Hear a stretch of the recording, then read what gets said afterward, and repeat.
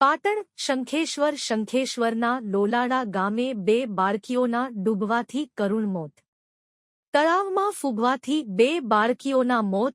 શંખેશ્વરના લોલાડા ગામે તળાવમાં ડૂબવાથી નાયક પરિવારની 2 દીકરીઓના થયા મોત.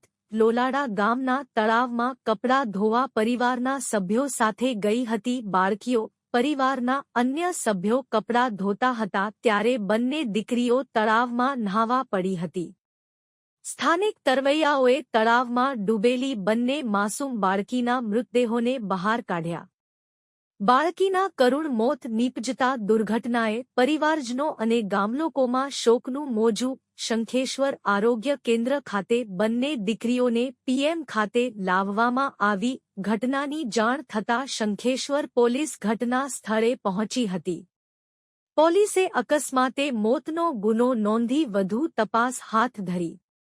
રિપોર્ટ અનિલ રામાનુજ, રાધનપુર, પાટણ.